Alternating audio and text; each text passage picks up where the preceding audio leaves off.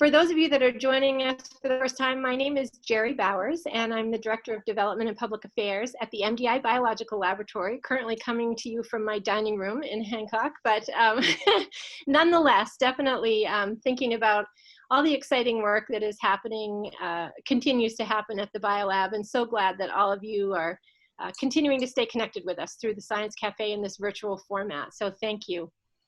So I just want to quickly say a couple of words of introduction about these Science Cafes and about our speaker for this evening. We have lots of new folks with us tonight, so that's wonderful. And I just want to give you a little bit of background on the MDI Biological Laboratory and why we do these Science Cafes. So for those of you who may not know, the MDI Biological Lab is 122 years old this year. So we have a long and rich history of scientific inquiry and discovery, primarily oriented around understanding human and environmental health. And our current research is focused very much on understanding the concept of regeneration and whether or not it might be possible to enhance our natural ability to repair the damage that occurs in our tissues as we age. So we are aiming for longer, healthier lives for everyone. We also have a very strong history of education, science education, and shared learning. And so that really is the motivation behind our having these Science Cafes, because we think it's a wonderful opportunity to have an informal conversation about a variety of subjects that relate to science. So we hope that you grab a little bit of your favorite beverage and sit back and join us for what we know will be a wonderful presentation this afternoon. And I am very excited to welcome Robert Peck to us this afternoon. He is an author, a naturalist, a historian, and also a senior fellow at the Natural Academy of Sciences at Drexel University. So we are thrilled to have him with us this afternoon to tell us an amazing story. I've been learning more and more about this since Bob agreed to be a speaker, and it's just fascinating about this collection, this very unique and intriguing collection by Peter A. Browne. And so, Bob, I want to welcome you. The topic of your presentation this afternoon is the science of sentiment, and really talking about the fascination of hair in the early 19th century. So welcome, and we are thrilled to hear what you have to say to us this afternoon. Good. Well, thank you, Jerry, for that nice introduction, and good afternoon and good evening, everyone. Wonderful to see so many friendly faces and familiar faces. I wish we were all together on MDI, enjoying the sunshine there, but this is the next best thing we can do. And fortunately, as you can see from the windows behind me, we're having some nice sunshine in Philadelphia as well. It's a lot warmer here, I imagine, than on MDI, but it's still a beautiful day. I thought maybe before I begin with some imagery, or I will begin with some imagery, but before I begin with talking about Peter Browne, that I should tell you a little bit about the Academy of Natural Sciences, since it's something that probably many of you are not familiar with. If you live in the Philadelphia area, you may know us as the Dinosaur Museum, but it's really much more than that. This is an institution that was founded in 1812, so it's the oldest natural history institution in the United States. And we're involved in a whole range of research topics. We're now part of Drexel University, and so we have students, maybe 100 students in any given day, in working with our scientists in the labs, helping with the research, and in the field as well. So it's given the institution a wonderful new vitality, given us all a focus for our work, passing on information to the next generation. The Academy has been collecting things for a very long time, over 200 years. And as a result, there are over 18 million specimens at the Academy in all different fields and disciplines. And because we are such an old institution, many of these go back to the very beginning of this country. And as an historian, I find that part of it absolutely fascinating. We have, for example, all of the plants that were collected by Lewis and Clark on their great expedition to the West. Some of them were originally given to Thomas Jefferson and then to the American Philosophical Society. Some of them ended up in England, then were purchased by an Academy member and brought back to Philadelphia. but there are several hundred of them there with all of their original notes from Lewis and Clark. We also have the fossil collection that Thomas Jefferson owned, that he kept at the White House and then at Monticello. Again, a fascinating story behind each and every one of these objects. And the bird collections made by John James Audubon during his 1842 trip up the Missouri River. We also have a great elephant folio of his wonderful book on the birds of North America. But there are, I'm going to take myself out of the imagery here just so it's not distracting. Hidden, one of the hidden gems, I think, in the Academy's archives is a remarkable collection of albums amassed in the 1830s, 40s, and 50s by an Academy member named Peter Arrell Browne. Browne was a lawyer by profession, but he had a wide array of interests in the natural sciences, from geology to botany to mammalogy. He also had an all-consuming interest in wool, fur, and hair. Although he was not a farmer and had no financial interest in the wool industry, Peter Browne began his studies on this subject in the hope of advancing America's place in this important and growing field. At the time, if American farmers raised sheep, they tended to use whatever sheep they could buy from or trade with their neighbors without much thought to which varieties they were. Browne believed that a more rigorous standard of selection and propagation needed to be applied to generate the most useful wool. There are many kinds of sheep, of course, and Browne was curious to know what kind of wool each species produced. And so he began to write to sheep growers from around the world and ask them to send him samples of their fleece with as much information about each breed as they could provide. These he carefully assembled in albums, or what he called cabinets, documenting each and organizing them in a way that could be useful for determining their value. As his album pages proclaim, his collection was made for the love of country. You can see there at the bottom a little bit of that in Latin. In addition to his use of a microscope, Browne invented an instrument to measure the size and strength of each hair of wool he studied. It was a device he named the trichometer, from the Greek word trichos, meaning hair. In 1849, the Philadelphia Society for Promoting Agriculture reported that this measuring device had become essential to the manufacture of wool products. Browne named the field in which he had become an authority trichology.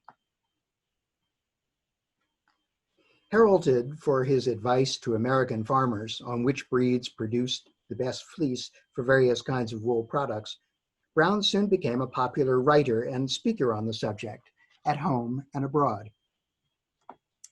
In 1851, he was invited to bring examples of his wool collection to show at the Great Exhibition at the Crystal Palace in London. This was high praise indeed from a nation that considered itself to be the world's leader in this field. The Great Exhibition was a huge event, as these engravings from the Illustrated London News suggest.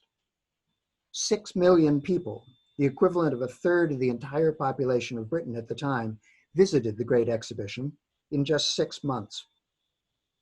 Among the many famous people who attended and presumably admired Browne's wool display were Queen Victoria, Charles Darwin, Samuel Colt, the writers Charlotte Bronte, Charles Dickens, Lewis Carroll, George Eliot, Alfred Tennyson, and William Thackeray, just to name a few.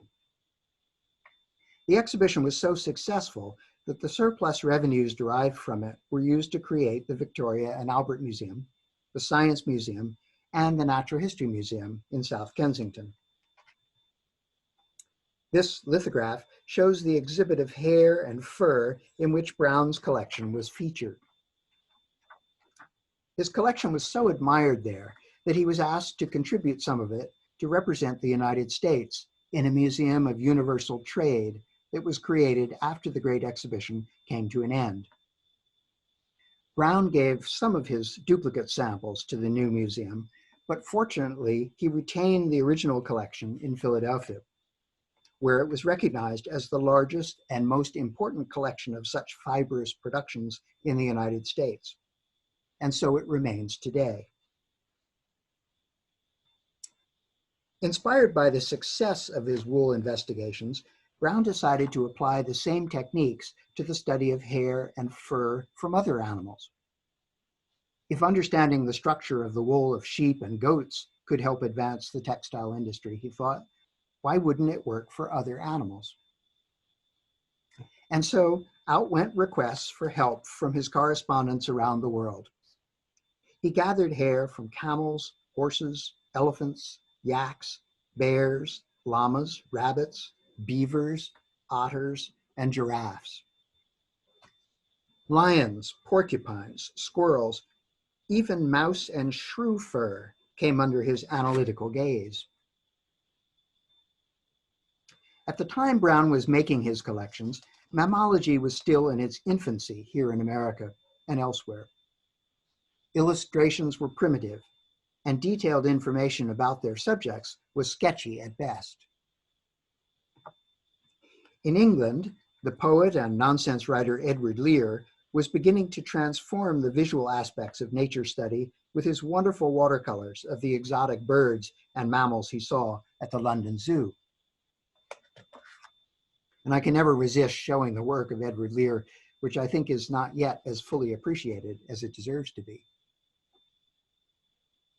Here in America, John James Audubon and his fellow Academy of Natural Sciences member John Bachman were revolutionizing the aesthetics of natural history publications with their own landmark book, The Viviparous Quadrupeds of North America. In this watercolor of a Canada lynx, you can see Audubon's meticulous and sensitive attention to fur. It is part of what makes his mammal paintings so appealing. But the fur and hair Audubon was recording superficially, Peter Browne was studying microscopically, assembling, in the process, a comprehensive collection of mammal fur and hair that was unprecedented in natural history museums of the day. And here are just some examples from the many, many pages of his albums showing some of these animal hairs. Collected on an Academy-sponsored expedition to West Africa in the 1850s, the first gorilla fur ever seen by Western scientists was added to his collection in 1859. Given Browne's conviction that wool, fur, and hair could reveal important facts about the mammals that bore them, it's not surprising that his studies also led him to human hair and what that could tell us about ourselves. As early as the 1830s, Browne tapped into the worldwide network of travelers, traders, and explorers associated with the Academy of Natural Sciences, the Smithsonian, and other American institutions to ask for samples of human hair from every part of the world. When the U.S. exploring expedition left on a 5-year journey around the world in 1838, Browne asked its leader, Lieutenant Charles Wilkes, and his fellow Academy members, Titian Peale and Charles Pickering, to collect not only the hair of the wild animals they encountered, but the hair of the people as well. These samples represent specific tribal and ethnic groups, many of which no longer exist, making them unique and valuable resources of DNA for scientists to study today. At the same time, in North America, Browne corresponded with Indian agents on the western frontier, asking for similar contributions. They were extremely helpful in providing hair samples from the various individuals and tribal representatives with whom they had contact. Some of the hair now in Browne's collection was clipped from willing Indian donors at trading posts. Other samples were purchased on Browne's behalf from the mountain men who had contacts with the more remote Western tribes who supplied them with the animal pelts that were at the center of the then booming fur trade. Ultimately, Browne was able to obtain hair samples from almost every Indian tribe in the country. Meanwhile, closer to home, by visiting the Pennsylvania Hospital and other institutions, and corresponding with colleagues in the United States and abroad, Browne was able to amass a representative collection of hair from people at every age, in every state of health, and from every walk of life. Based on many hundreds of well-documented samples, he divided human hair into three general types: round, which he identified with American Indians and people of Asian origin; oval, which he identified as coming from Europe; and a third category that he called eccentrically elliptical. This, he determined, had its origins in Africa. His classification of hair shapes was both insightful and accurate, casting new light on the relationships between and the distribution of ethnic groups around the world. Unfortunately, some of his interpretation of these findings, including an attempt to put them in a hierarchical order, was misdirected and misused by those who supported racial segregation in the years leading up to the American Civil War. Although Browne's focus on hair as a tool for human classification was unique, he was not alone in trying to understand how humans were related to one another by examining their physical attributes. At the same time Browne was assembling his pile collection, as he called it, George Samuel Morton, often called the father of physical anthropology, was assembling in Philadelphia the largest scientific collection of human crania in the world, with a similar purpose in mind. Morton was teaching comparative anatomy at the University of Pennsylvania at the time. He was eager to determine how humans from different parts of the world were related. Like Browne, he tapped into a large network of friends and associates, with whose help he ultimately assembled a collection of over 1,000 human skulls. These were housed at the Academy until the 1960s, at which time they were transferred to the anthropology department at the University of Pennsylvania, where they still reside today. Morton, like Browne, was interested in ancient as well as contemporary cultures.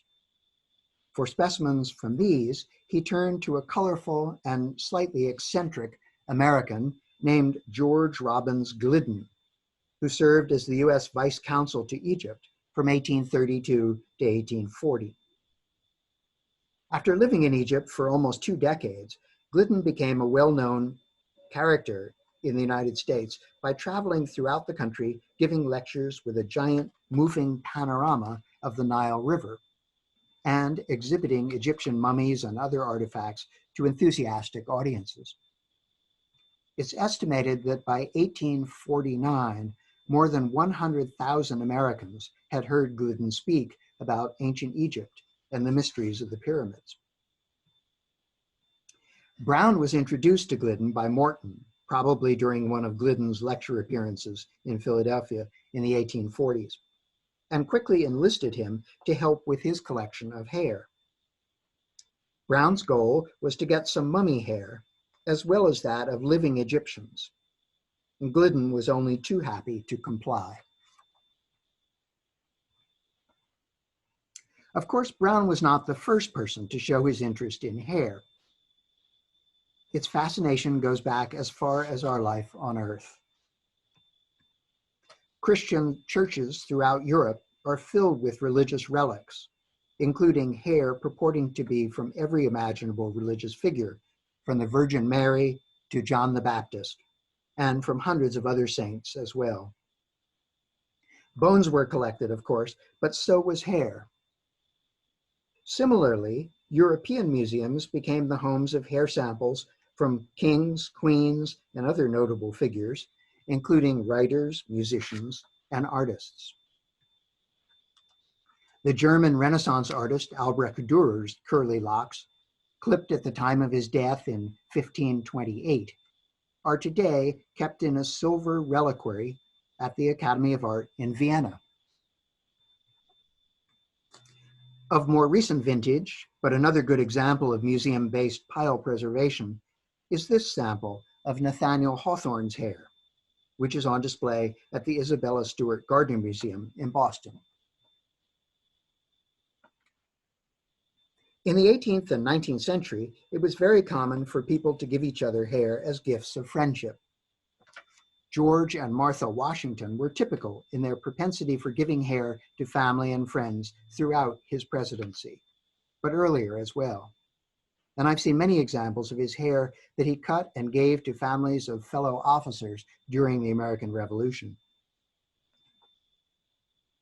But it was not just famous people who did this. There are a number of ways in which hair was preserved and displayed, both during the lifetimes of their donors and after their death. I'm showing some particularly beautiful examples of hair jewelry from a wonderful private collection in New England. And here are some others dating from the same early 19th century period that Browne was forming his collection, but with a very different end in mind. These have to do with sentiment, not science, beauty, not physical analysis. In Victorian times, it was common for teenage girls to fill albums with the hair of their friends, often embellishing these braided locks with poems or other inscriptions. The American poet Emily Dickinson sent this snippet of her hair to a friend with a note that reads, "To make you remember me when my locks are crisp and gray, I shall never give you anything again that will be half so full of sunshine as this wee lock of hair." Nor were women the only ones to collect and share the hair of loved ones. When John James Audubon was in Edinburgh, working on his great book on American birds in 1826, he wrote his wife Lucy back in Louisiana and asked her to send him, quote, "as much hair as will make a cord for my watch." Napoleon Bonaparte had a similar watch cord made of his hair, leaving instructions that it was to be given to his son after his death. He hoped this most personal gift would serve as a tangible memory of his father. The sample of the emperor's hair that Peter Browne had in his collection, which you see on the right, was collected for him by one of the English doctors who cared for the imprisoned French leader during his 6 years of exile on the island of St. Helena. It was taken just before Napoleon's death in 1821. The chemical analysis of a single strand today could help determine if Napoleon was poisoned with arsenic, as has been suspected by some historians. As one pages through Browne's albums, it's like leafing through a who's who of celebrities of the 19th century. Here's James Fenimore Cooper, author of Last of the Mohicans, and one of the most popular American writers of the 19th century. And this is the hair of Charles Willson Peale, the well-known artist and proprietor of America's first Museum of Art and Science, once displayed on the second floor of Independence Hall. And this is Thomas Sully, one of the most important portrait painters in America in the early years of the Young Republic. Both Peale and Sully were responsible for painting the portraits of many of the historical figures whose hair Peter Browne collected and preserved. Browne wanted to study the hair of people from all walks of life. He hoped that through his research, he might be able to learn more about the personality, intelligence, and character of individuals from their hair, and see what differences he could find between highly successful people like US presidents and criminals, or those people he called lunatics. Quite apart from questions of hair, the relationship between politics, mental stability, and criminality is still something we are thinking and talking about today. Browne's album of remarkable persons, which is different from the album of US presidents, includes the hair of an amazing array of historical figures. All were household names in Browne's day. Some, like this bearded lady named Julia Pastrana, are not so well known today. Chang and Eng Bunker are among those who fall somewhere in between. It's from these co-joined twins that the still familiar term of Siamese twins was derived. They were originally purchased as children from their mother in Siam, now Thailand, by a Scottish showman named Robert Hunter, who traveled them around the world as the featured attractions in a money-making roadshow. At the end of their contract with him, the Bunker brothers became US citizens and continued to exhibit themselves for another few years, making enough money to purchase a 100-acre farm in Trap Hill, North Carolina in 1839. A few years later, Chang married a local woman named Adelaide Yates, and Eng married her sister, Sarah Ann.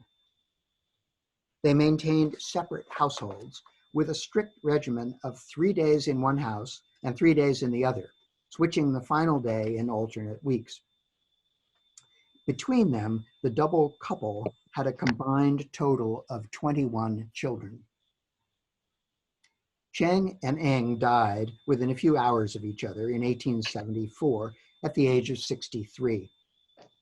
A doctor had been called to perform an emergency separation, which might have extended Eng's life had he only arrived in time to perform the surgery. As proud as he was of all of his hair samples, Peter Browne's most cherished specimens were those he assembled representing 13 of the first 14 presidents of the United States. All of the living presidents but Millard Fillmore generously donated their hair to his national collection. To obtain the hair of the presidents who were no longer living, Browne requested samples from their families, who he found were willing to contribute their most cherished keepsakes to a collection of such lasting value and international importance. These he carefully mounted, page by page, in a separate album. Of Browne's presidential collection, his most prized was this ribboned sample of George Washington's hair. It is the page that still attracts the most attention today. In conjunction with the Democratic National Convention in Philadelphia in 2016, we exhibited some of Browne's presidential hair in the museum at the Academy, using our first presidents as the centerpiece. At that time, I wrote letters to all of the living presidents to let them know about the exhibit and invite them to come see it if they were going to be in town. At the close of my letter, I also asked if they might like to donate a sample of their own hair to help bring Browne's patriotic collection up to date. To my surprise and delight, I received a gracious reply from Jimmy Carter, who, after a further exchange of letters, sent a healthy sample of his snipped hair in a Ziploc bag with a little explanation of its history over time. I have not yet approached the current president with a similar request. Well, I may have told you more about hair tonight than you ever wanted to know. It's a subject I never expected to research or lecture about. And had you asked me a few years ago, I never would have imagined that I would have authored a book on the subject. But in 2016, in response to the national publicity generated by the Academy's presidential hair exhibition, I was approached by Laura Lindgren, a book designer and publisher from New York. She asked if I would consider expanding the idea in the exhibition to bring the Browne story to a broader public attention through a book. Through her invitation, I saw an opportunity to put the scientific investigations of an interesting but forgotten man into a broader cultural context. To help in this effort, we were fortunate to be able to enlist the Dean of Specimen Photography, Rosamund Wolfe Purcell. I had worked with Rosman on a couple of other books, including the 200-year history of the Academy of Natural Sciences, A Glorious Enterprise, co-authored with Patsy Stroud. That book, which featured dozens of Rosman's wonderful and evocative photographs, was as much appreciated for its illustrations as for its text.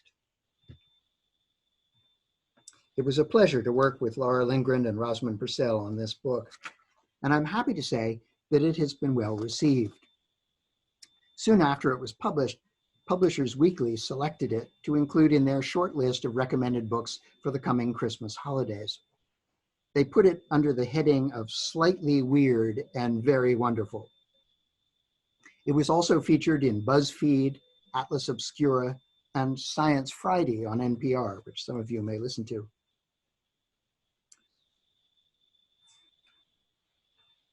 If you have hard to shop for a friend with the upcoming holidays, you may want to consider ordering the book online.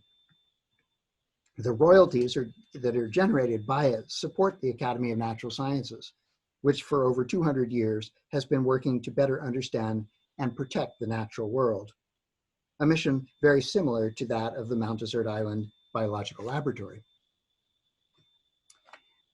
As we are now in the middle of an election year, and as I mentioned that Browne had a lot of presidential hair, I thought I should close my talk tonight with hair from a few of these presidents, starting with Zachary Taylor, our 12th president, better known to the public in his life as Old Rough and Ready. He distinguished himself through military service in the War of 1812 and the Mexican-American War, before being nominated for the presidency by the Whig Party, appropriately enough, in 1848. Sadly, he died in Washington just 16 months after taking office. Fortunately, Browne had acquired a sample of his hair some years before. And this is the hair from the handsome Franklin Pierce, our 14th president, who also rose to the rank of general during the Mexican War. He's the last president whose hair Browne was able to add to his collection before his own death in 1860.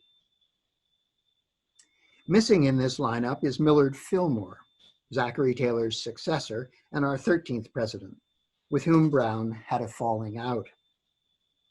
He's the only one of the first 14 presidents not represented in Browne's collection. Well, I want to thank all of you for coming to this Zoom tonight and for the support that you give the MDI Biological Laboratory and other scientific and cultural institutions in Maine and around the country. We're grateful for your support. And I'm happy to answer any questions that may have come up during the course of this talk. It's an odd and quirky subject, but one that I hope you found of interest. Bob, thank you so much. It's really fascinating. What a great story. And we have lots of questions that have come into our chat. So I'm going to try to sort of quickly summarize some of these for you. But Jim Wright asks, how often are these hair samples used by researchers today? And is there anything surprising that's resulted from that? Yes, well, if that's a good question. Most people didn't know that this collection existed. As you may have read in the announcement for it, the collection was on the verge of being thrown out in 1976. It was deemed of no interest scientifically at that time. It was a sort of a pre-DNA era. And the scientists at the Academy thought, well, if we need to look at animal hair, we go down to the mammal department and we've got the full skins. And we don't really work with humans, so this is not of interest to us. Fortunately, it was not thrown away, it was saved, and it has been kept quietly and carefully in the archives of the Academy ever since. Until the publication of this book and that one exhibit during the Democratic Convention, it hadn't been seen, and so scientists had not had a chance to work with the collection. We expect after this publication to begin getting requests, and we will review these on an individual basis.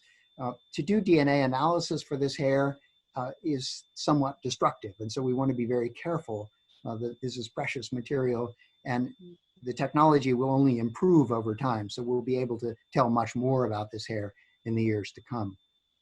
But so we don't have any ongoing research at the moment, but I suspect we will be hearing about that shortly. It seems like such an amazing resource. I can't imagine you won't be inundated with requests from scientists. That's great. So one of the other questions is the origin of the term pile. I found it really fascinating that this whole project started really from kind of an agricultural perspective in terms of wanting to understand different types of wool and all of that. And I just wondered if someone in the audience just wondered if you had a sense of where that term comes from and why it's used in this context. Yes. No, well, it seemed to have been a term that was used much more commonly in the 19th century to describe hair. And we hear of pile carpets and such. That was often made, with real wool.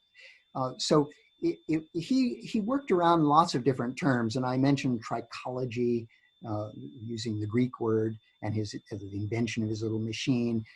Because it was a new discipline, he was trying to form his own vocabulary, really. He became kind of the world's expert on pile simply by collecting it and learning as much as he could about it. There are now more people who study this, and it's much more kind of integrated into general analysis of mammalogy, but in his day it was not. Fascinating. Kind of a follow-up to our previous question. We have a Drexel grad in the audience, and they ask, I'm wondering if the students at Drexel are currently studying any of these artifacts. Yeah, well, the students are currently studying lots of artifacts within the academy, although we're temporarily closed because of the COVID pandemic. But in large, we have a lot of Drexel students who are working with collections.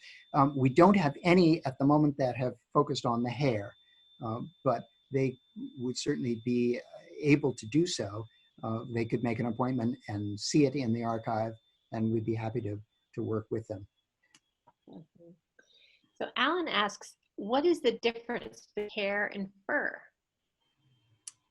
Well, it's a very subtle distinction and a fairly technical one that I probably don't need to go into now.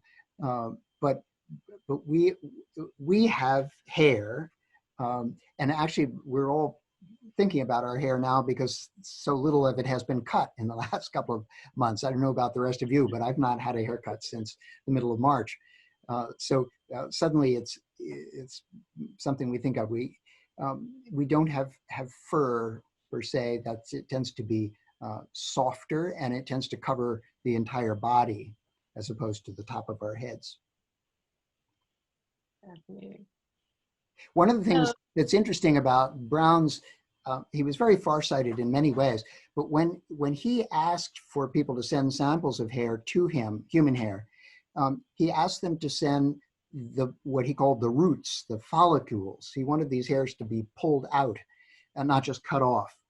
And in fact, that was brilliant of him to have suggested, because from a DNA point of view, we get much more information from those follicles and from the roots. Now the technology has improved such that we can get quite a lot just from the clipped hair as well. But originally, and 10 years ago, when people were just beginning to use DNA analysis, the follicles were essential. And so his collection happily has quite a bit of that. It's hard to imagine people being willing to pull hair out. Cutting it off is one thing, but pulling it out is quite painful.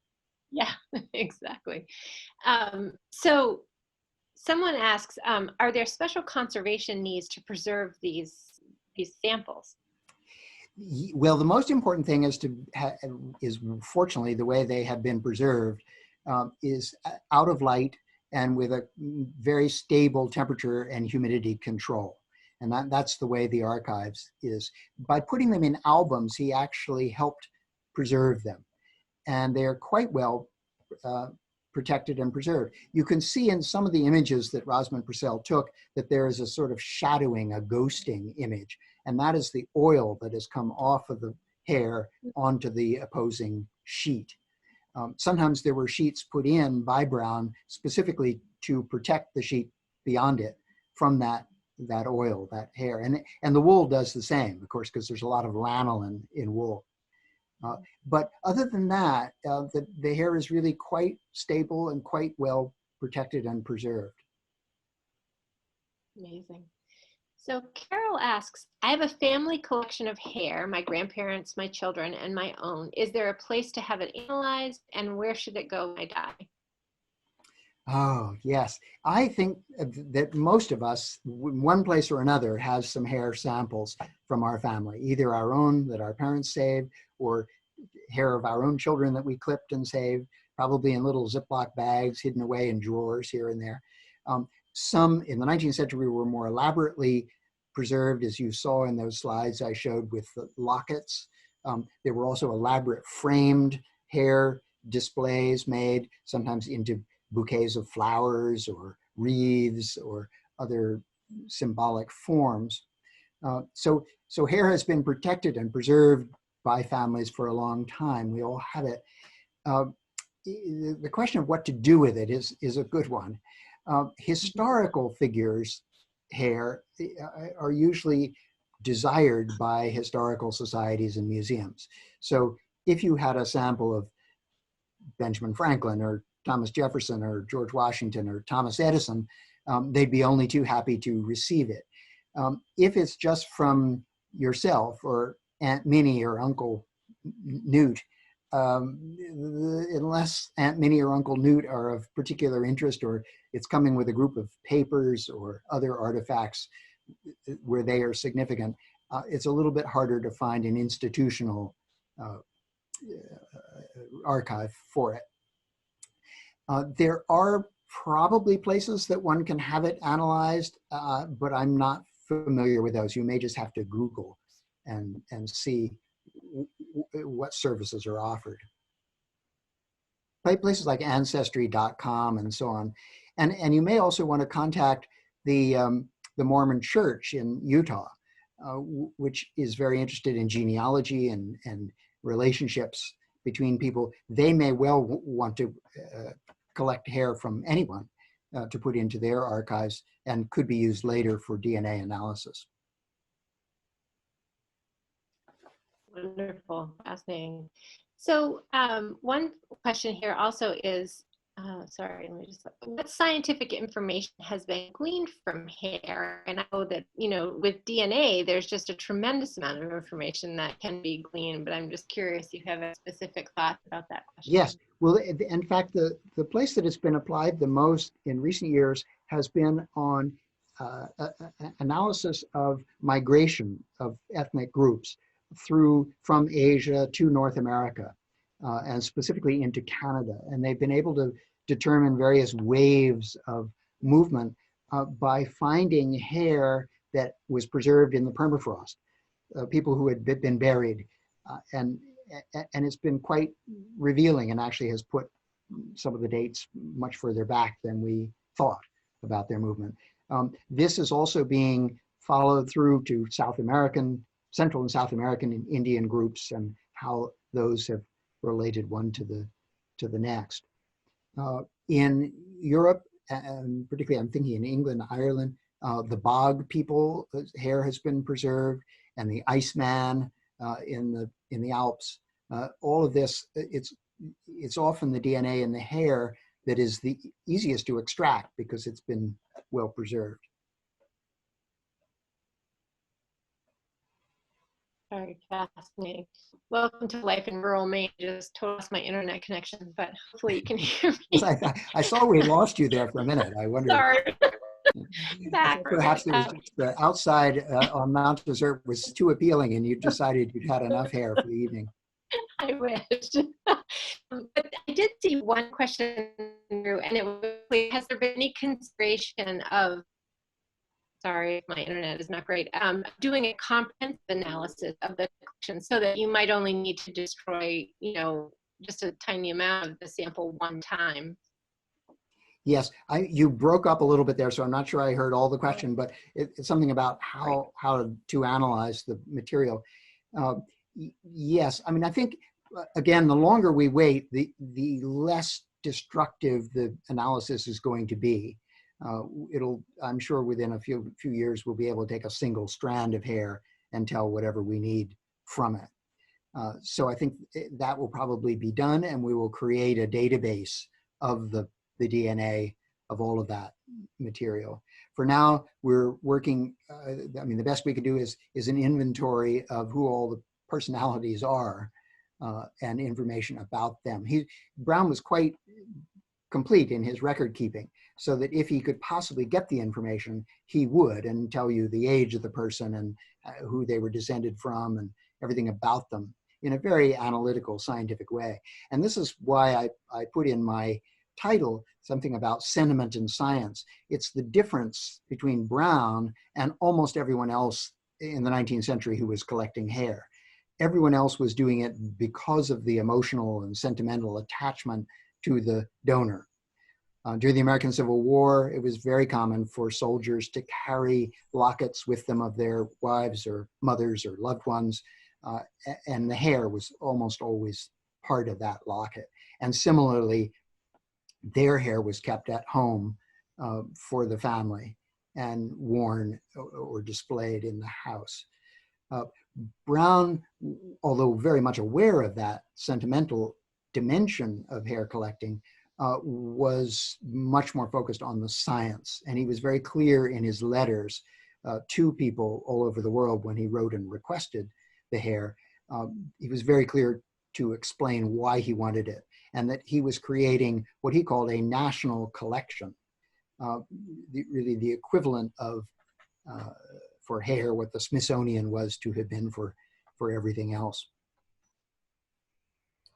Thanks, Bob. I'm taking over because I think we've lost Jerry altogether, unfortunately. I'm somewhere that the internet's a bit more stable, so hopefully you won't lose me as well. Just last couple of questions that have come in. One saying, you mentioned hair had been used to support racist theories, which obviously is something that is kind of very pertinent today. Can you talk more about that? Oh, yes. Well, this is the unfortunate side of this whole period of collecting. And I spoke about Morton.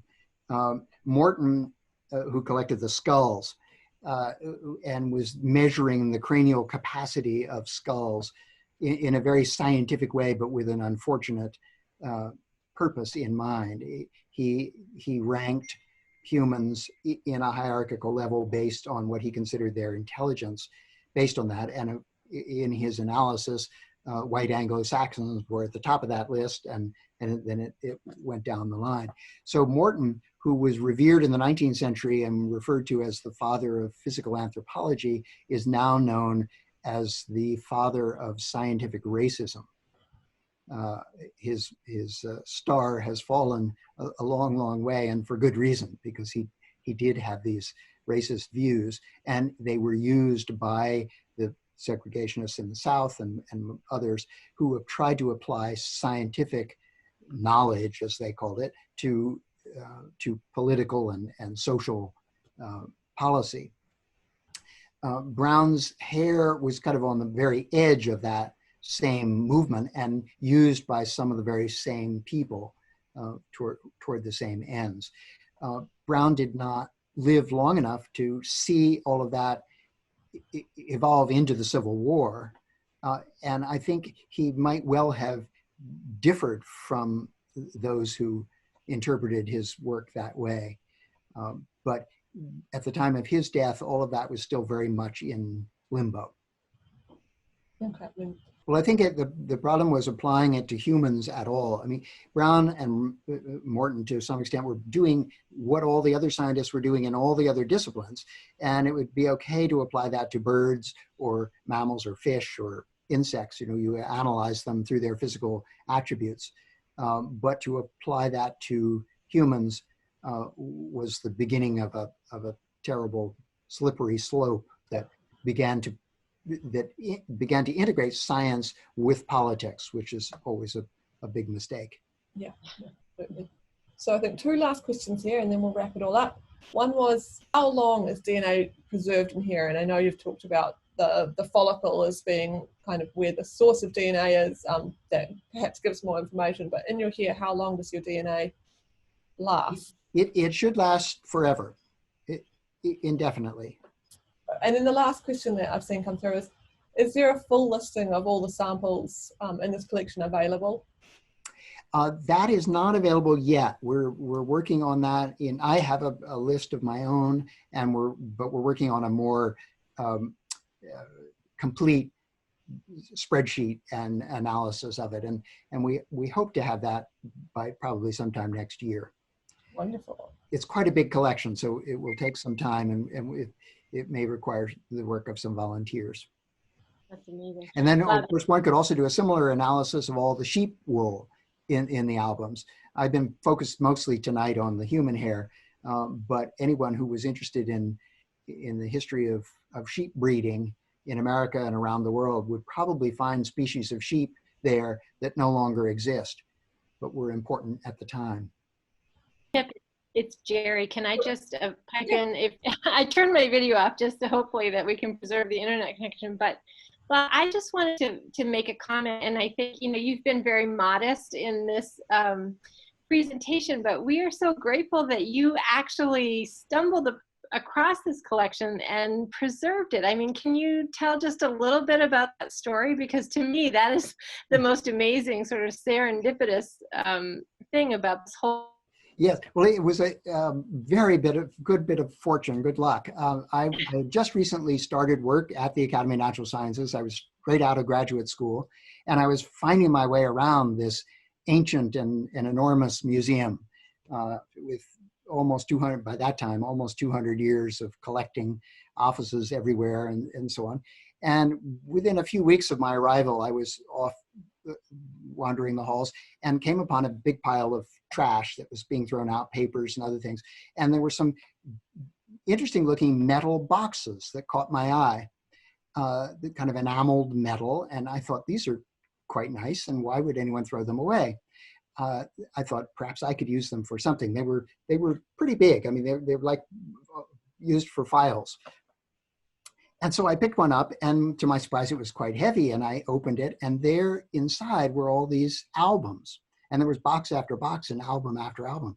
So I opened them up and began recognizing names of people that I studied in history and in science, and I was, surely there was a mistake here. They hadn't intended to throw these out. So I began knocking on doors and asking the curators, and each one said, well, that's not really mine. I don't know much about that, but you ought to speak to so-and-so down the hall. And eventually I ended up with the senior scientist. And I said, did you realize that these had been put out by mistake? And he said, no, that wasn't a mistake. We really don't have room for them. They should have been thrown away years ago.